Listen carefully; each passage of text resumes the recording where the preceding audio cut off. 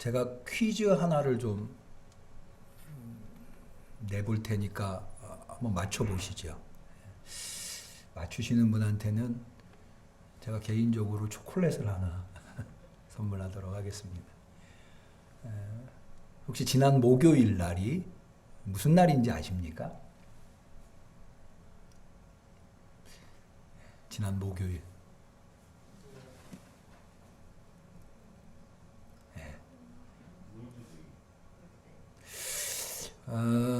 개인적인 기념일들이 있겠죠. 그럼 조금 힌트를 드릴까요? 5월 13일, 지난 목요일이 5월 13일입니다. 어떤 분이 저한테 그날이 로즈데이라고 이렇게 말씀. 2월 13일은 뭐 발렌타인데이, 2월 14일이 발렌타인데이군요. 3월 14일은 화이트데이. 그런데 어쨌든 사실 잘 모르실 것 같아서 제가 오늘 말씀을 준비하는 겁니다. 지난 5월 13일은 예수님께서 승천하신 주의 승천일입니다. 성경에 의하면 예수님께서 부활하시고 40일 동안 지상사역을 하십니다. 오늘 우리가 읽진 않았습니다만은 사도행전 1장 3절을 한번 보실까요? 해 받으신 후에, 해를 받으셨다고 하는 것은 십자가에 죽으셨다는 말씀이시죠. 또한 저희에게 확실한 많은 증거로 친히 사심을 나타내사 부활하셨다는 거죠. 부활하셔서 제자들에게 나타나셨다는 것이고요. 40일 동안 저희에게 보이시며 하나님 나라의 일을 말씀하시니라 라고 해서 40일간 부활하신 예수님께서 지상사역을 하셨다고 하는 것을 알 수가 있습니다. 그러니까는 매년 5월 13일이 주님의 승천일은 아닙니다. 왜냐하면 부활절로부터 40일을 계산하기 때문에 올해 부활절이 4월 4일이었거든요. 그로부터 40일 후인 5월 13일이 주님의 승천일이 되는 것입니다. 지난 목요일이었습니다. 그런데 사실 예수님께서 40일 동안 부활하신 예수님께서 지상사역을 하셨다고 하는 것은 사도행전에만 기록이 되어 있습니다.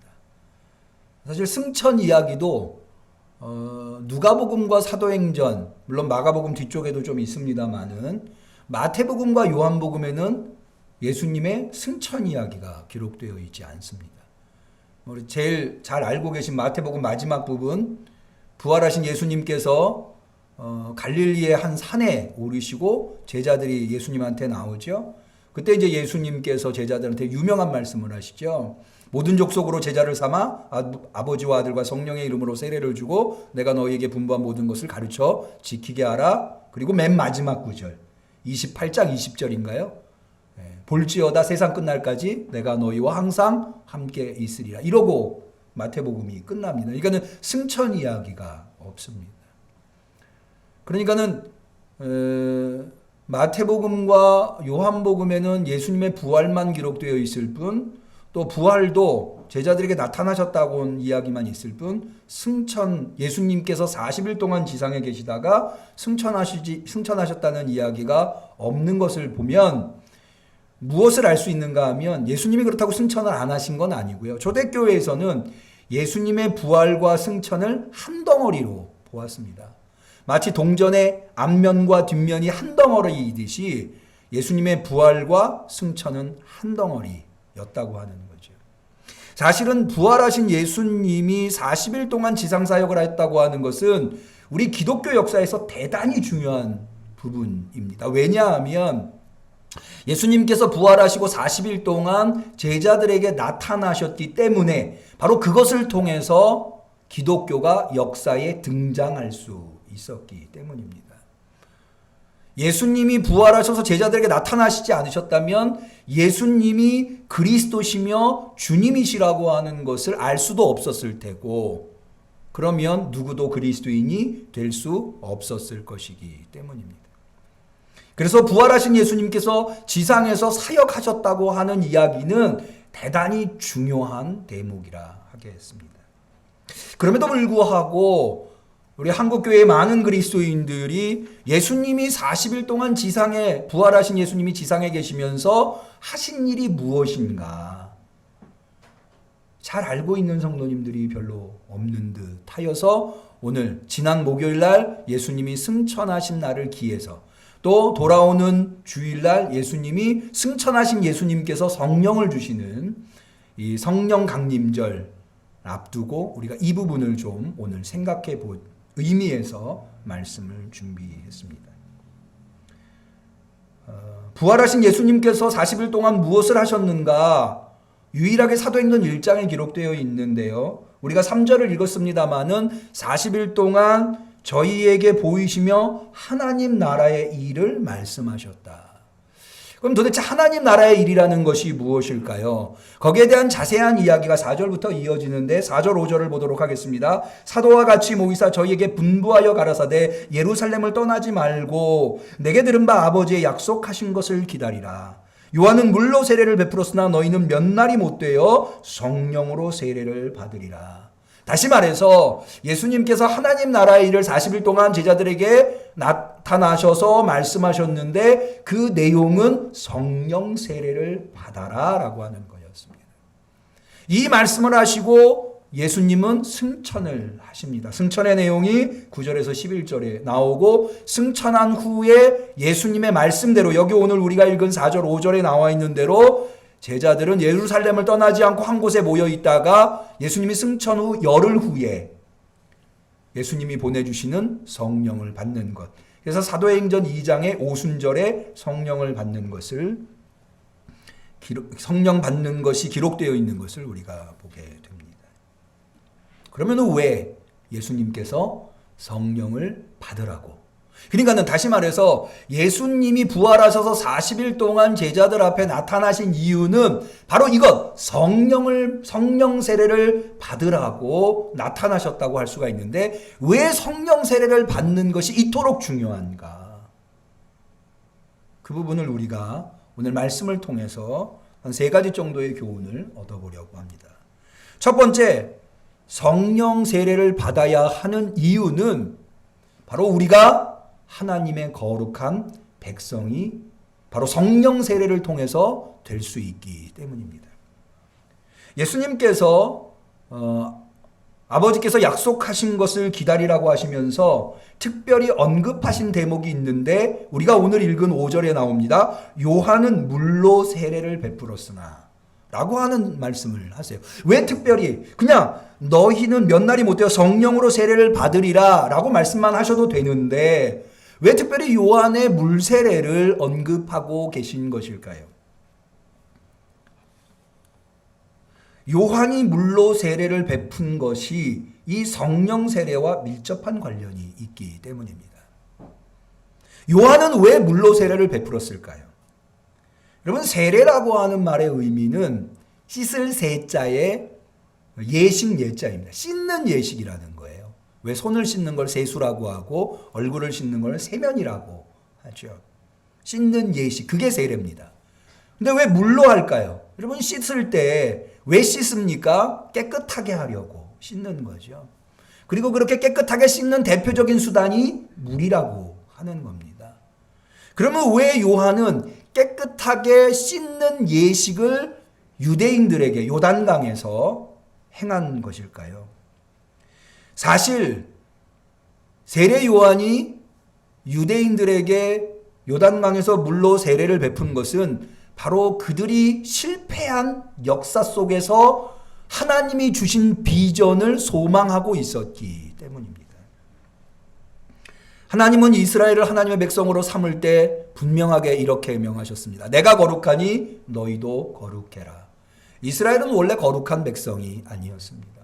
우리가 다 아는 대로 이스라엘은 애굽에서 노예 생활을 하고 있는 민족이라고 말할 수 없는, 나라라고 말할 수 없는 사람들이었습니다. 그런데 하나님께서는 그들의 고통을 보시고 모세를 통해서 애굽에서 건져내셔서 홍해를 가르시고 이스라엘을 하나님의 백성으로 삼으셨습니다. 다시 말해서 전혀 하나님의 자격이 없었던 그들을 하나님의 백성으로 오직 하나님의 은혜로 말미암아 하나님의 백성으로 삼은 겁니다. 그렇기에 그들은 하나님의 백성다운 면모를 갖추어야 할, 훈련받아야 할 필요가 있었습니다. 그래서 광야 40년이 필요했던 거고, 그래서 광야에서 하나님께서 이스라엘에게 하나님의 백성이 되는 법, 율법, 계명을 주신 것입니다. 그런데 이스라엘은 바로 이 지점에서 실패한 것입니다. 그들은 하나님으로부터 율법을 받아서 거룩한 백성이 되어야 함에도 불구하고 그것을 형식적으로 지키고 있었습니다.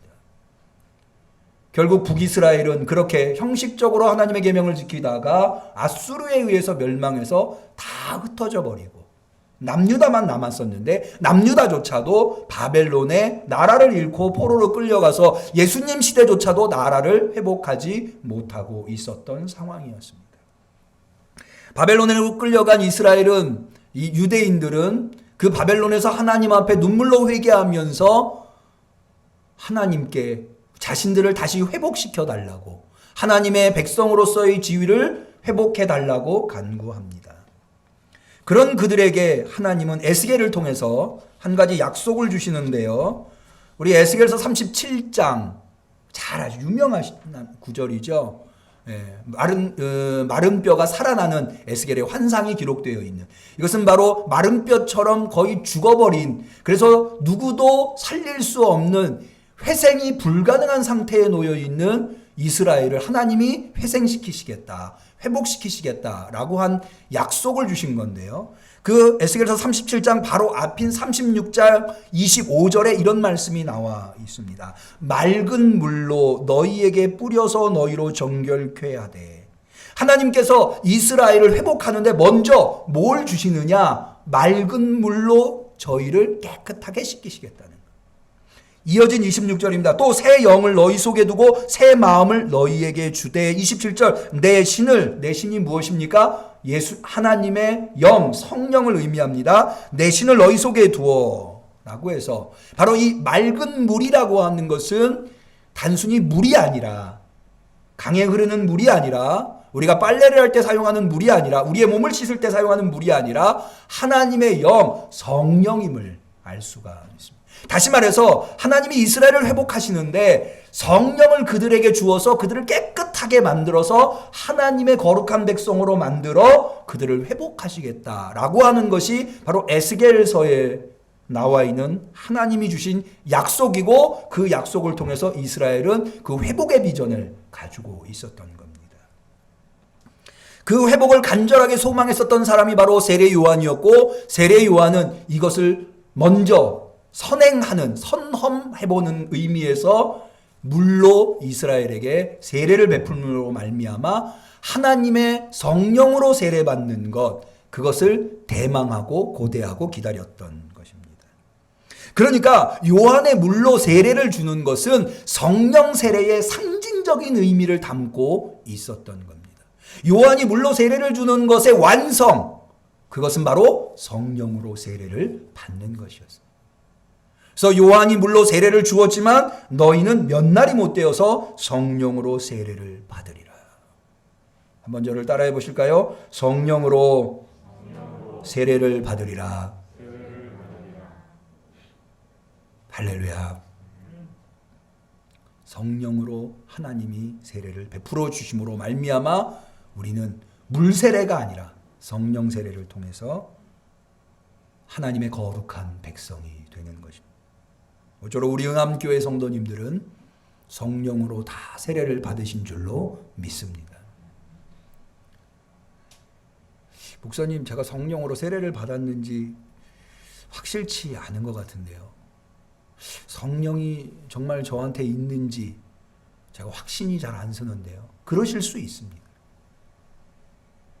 그러나 사실 한 가지만으로도 우리가 성령으로 세례를 받았고 우리 안에 성령이 계시다고 하는 것을 증명해 보일 수 있습니다. 그래서 뭐냐 하면, 우리가 예수님을 그리스도로, 주님으로 고백할 수 있으면 우리 안에 성령이 계신 것입니다.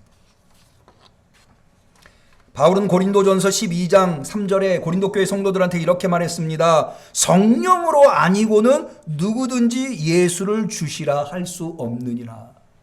성령이 아닙니다. 저는 이것을 주로 결혼에 비유를 합니다. 여러분, 한 남자가 한 여성을 사랑해서 결혼을 하고 아내로 맞이할 때 내 아내가 되어달라고 프로포즈를 하죠. 사랑하는 마음이 그에게 없다면 어떻게 결혼에 프로포즈를 할 수가 있겠습니까? 내 아내가 되어달라고 말할 수 없을 겁니다. 내 아내가 되어달라고 말할 수 있는 것은 그 안에 사랑하는 마음이 작동했기 때문입니다. 마찬가지입니다. 우리가 예수님을 그리스도로 주로 고백한다고 하는 것이 거짓이 아니라면, 거기에 거리낌이 없다면 내 안에 성령님이 작동하셔서 그렇게 예수님을 그리스도로 주님으로 고백할 수 있는 것입니다. 여러분, 우리 응암교회 성도님들은 다 예수님을 그리스도로 고백하십니까? 그렇다면 여러분 안에 성령이 계신 줄로 믿으시기를 축원합니다. 성령이 계시다고 한다면 우리는 이미 그 성령을 통해서 하나님의 거룩한 백성, 하나님의 거룩한 자녀가 된 것을 믿으시기를 축원합니다.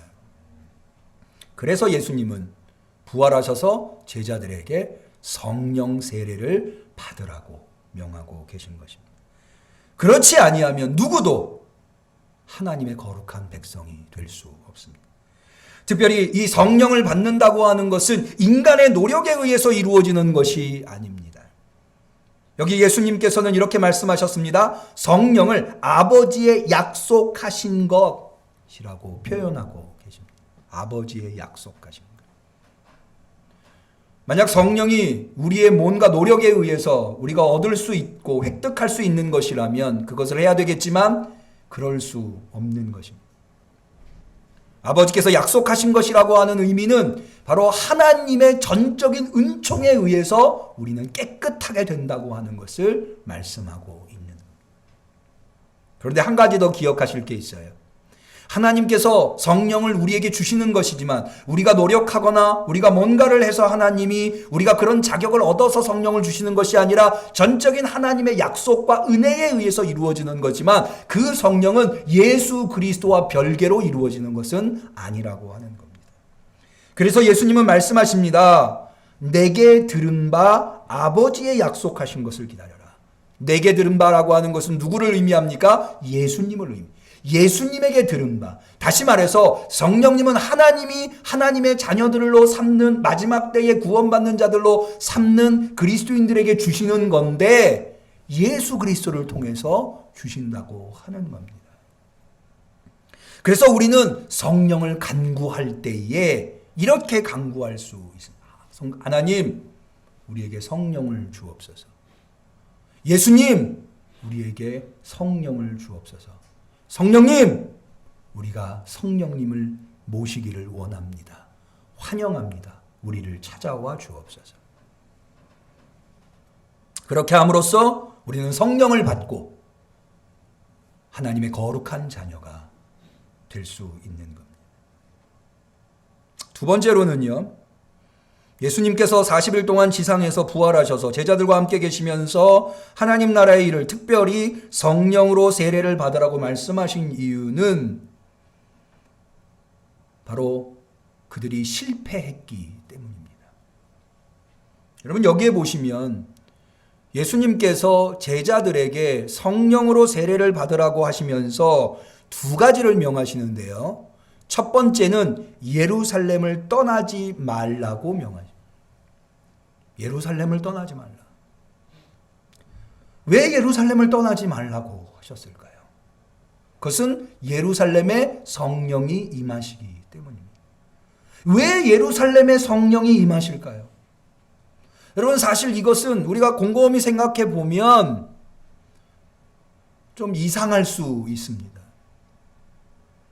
여러분, 많은 사람들이 6월절이 지났기 때문에 이미 예루살렘을 떠났습니다. 예루살렘에 예수님께서 십자가에 돌아가실 때 많은 유대인들이 예루살렘에 모여 있었던 이유는 6월절을 지키기 위함이었습니다. 그러나 그들의 6월절이 이미 끝나고 40일이 지난 상황이기 때문에 이미 많은 사람들은 예루살렘을 떠났어요. 자기 고향으로 돌아갔겠죠.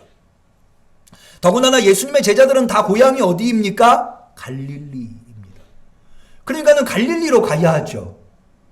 왜 하나님은 갈릴리에 돌아가서는 성령을 받을 수 거기에 내리실 수 없습니까? 충분히 그러실 수 있습니다.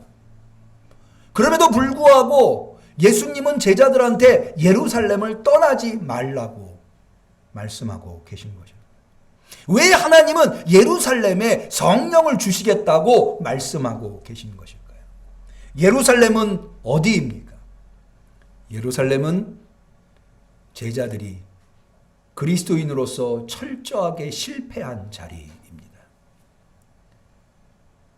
그들은 예수님을 따라서 예루살렘까지 왔지만 예루살렘에서 처절하게 예수님을 버리고 떠났습니다.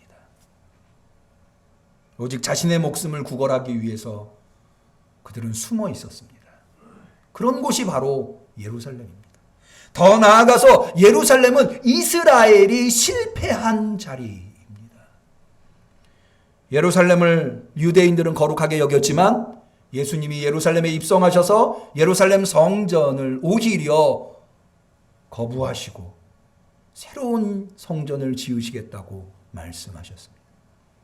너희는 만민이 기도하는 아버지의 집을 강도의 소굴로 만들었다고 예루살렘이 얼마나 철저하게 실패했는가를 정확하게 지적하셨습니다. 왜 하나님은 예루살렘에 성령을 주시는 것일까요? 예루살렘에 있는 제자들에게 왜 하나님은 성령을 주시는 것일까요? 그 실패를 딛고 일어설 수 있는 유일한 방법이 바로 성령을 받는 것이기 때문입니다.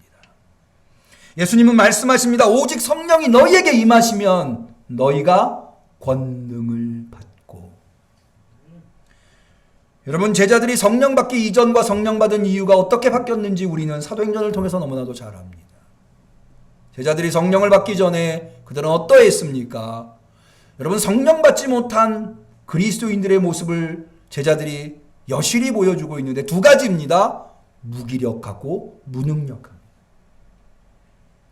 예수님이 재판을 한참 받고 있을 때 베드로가 예수님의 뒤를 쫓아다녔습니다. 그런데 그 중에 한 사람이 베드로에게, 그 사람은 어린 여자아이의 여자아이 종이었는데요. 그 아무 힘도 없는 그 어린 여종이 베드로한테 너도 예수당이지? 라고 할 때 예수님을 부인합니다. 그럴 정도로 무기력하고 무능력하고, 이건 베드로뿐만이 아닙니다. 예수님이 부활하신 것을 모르는 제자들은 유대인들이 두려워서 한 곳에 모여서 문을 다 닫아놓고 숨어 있었습니다. 얼마나 무기력하고 무능력합니까?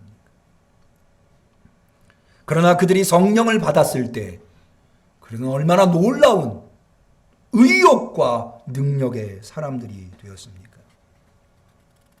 예수님이 말씀하신 대로 성령을 받아 권능을 받고 그들이 복음을 전하며 사내들인 공회원들에게 끌려갑니다.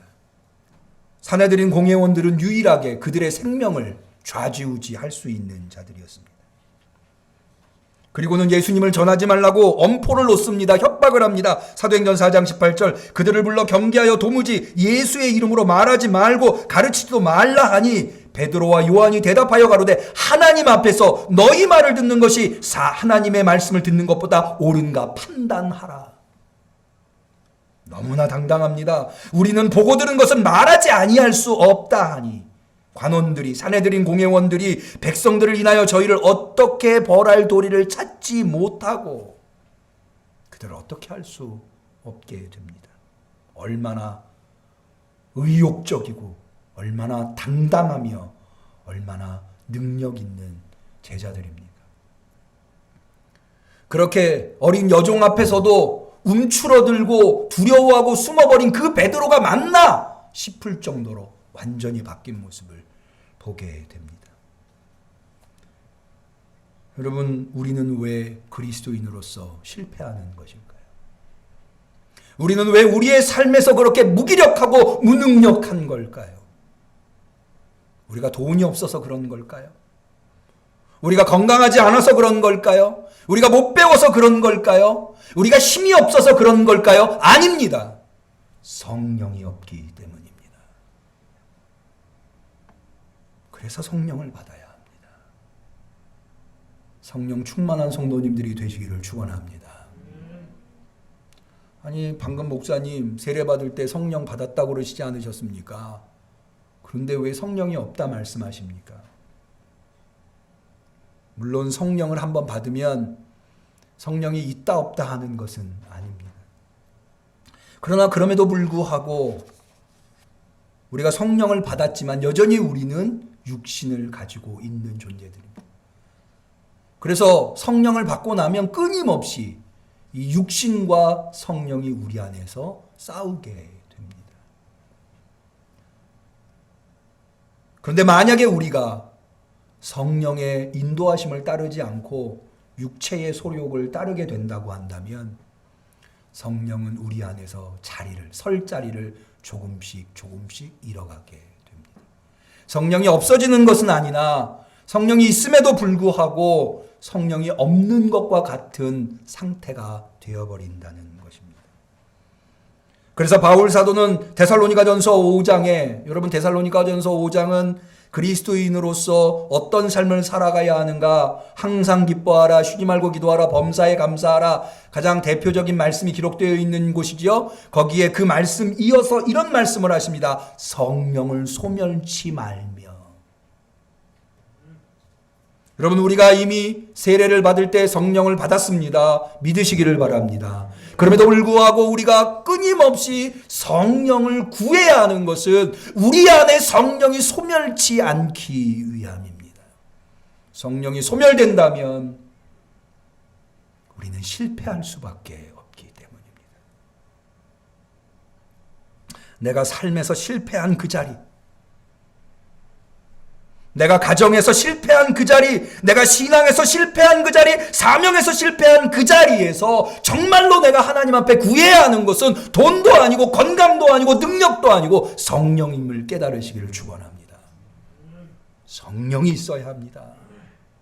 돈은 현상이에요. 건강은 현상입니다. 지혜는 현상이에요. 뭐가 본질입니까? 성령이 본질입니다. 그래서 예수님은 부활하시고 40일 동안 제자들과 함께 계시면서 성령을 받으라고 그리도 말씀하고 계신 겁니다. 오직 성령이 너희에게 임하시면 너희가 권능을 받고. 우리 영암교회 성도님들 실패했을 때 성령을 구하는 성도님들이 되시기를 축원합니다. 내가 그리스도인으로서 왜 이렇게 무기력한가? 내가 그리스도인으로서 왜 이렇게 무능력한가? 나는 왜 날마다 그리스도인으로서의 사명 앞에 실패하는가?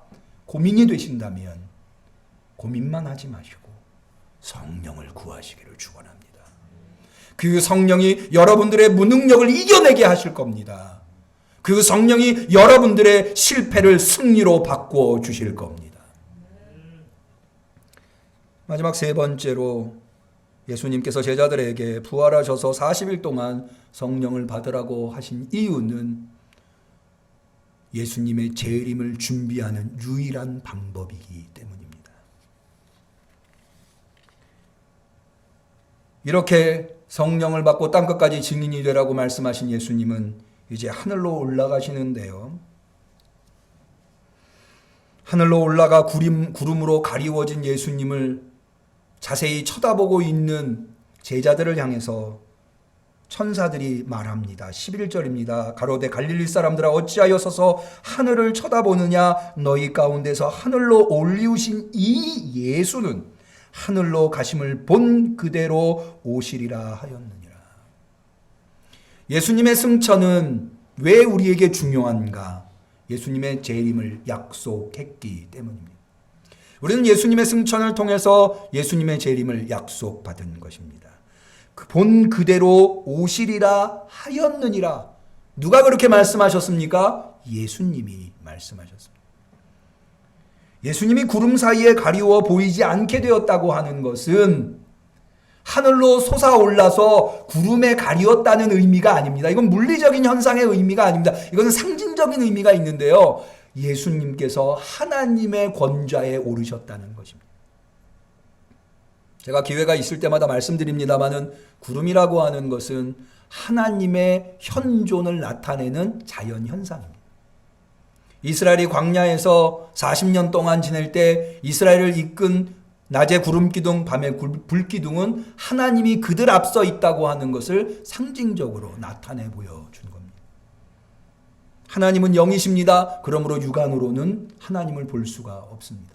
구름으로 가리워 보지 못하게 되었다고 하는 것은 바로 그러한 하나님의 권자에 오르셨다는 것. 그리고 그렇게 하늘의 권자에 오르신 예수님이 바로 그 하늘의 권자의 자리를 능력으로 이 세상에 오십니다. 우리는 그분을 기다려야 합니다. 부활하신 예수님께서 성령을 기다리라고 말씀하셨던 것처럼, 그것을 명령하셨던 것처럼 우리는 하늘로 승천하신 그 예수님이 약속하신 바를 믿고 그분의 재림을 기다려야 합니다. 그런데 마치 성령을 기다리는 것이 아무것도 하지 않고 시간을 보내는 것을 의미하지 않듯 우리는 예수님의 기다림도 뭔가를 준비해야만 합니다. 오늘 우리는 찬송 162장, 평소에 잘 부르지 않는 찬양이지만 이 찬양을 불렀습니다. 예비하고 예비하라. 우리 신랑 예수 오실 때 밝은 등불 손에 들고 기쁨으로 주를 맞겠네. 그 밝은 등불이 무엇입니까? 바로 성령입니다. 오직 성령만이, 성령의 표식이 있는 자만이 구원에 이를 수 있습니다. 이 땅에서 우리가 아무리 잘 먹고, 이 땅에서 우리가 잘 입고 잘 살아도 하나님 나라에 들어갈 수 없다면 실패한 인생입니다. 그리스도인으로서는 더욱더 그러합니다. 우리로 하나님 나라에 들어갈 수 있도록, 신랑이신 예수님을 맞이할 수 있도록 승천하셔서 하늘 권자에 오르신 그분이 하나님의 권세로 이 땅에 오실 때에, 이 세상을 심판할 때에 그 가운데서 구원을 얻을 수 있는 자격은 오직 성령님을 통해서만 얻을 수 있습니다. 그러므로 우리는 성령을 받아야 합니다. 모쪼록 우리와 함께 성도님들 모두 성령 충만하셔서 하나님 나라에 다 들어가실 수 있기를 축원합니다. 성령 받아서 하나님의 거룩한 백성, 거룩한 자녀, 참된 의미의 거룩한 자녀가 될 뿐만 아니라 성령 받아서 이 땅에서 의욕적이고 승리하고 능력 있는 그리스도인으로 살아갈 뿐만 아니라 주님이 오시는 그날 성령 받아서 기쁨으로 주님을 맞이할 수 있는 우리 성도님들 다 되시기를 주님의 이름으로 간절히 축원합니다. 기도하겠습니다. 하나님 아버지, 성령을 베풀어 주옵소서. 예수 그리스도시여 성령을 허락하여 주옵소서. 성령님 환영합니다. 우리에게 찾아와 주시옵소서. 그래서 우리 응암교회 성도들과 응암교회가 성령 충만하게 하옵소서. 예수님의 이름으로 기도 올리옵나이다. 아멘. 우리는 감사하는 마음으로 이 예물을 드립니다.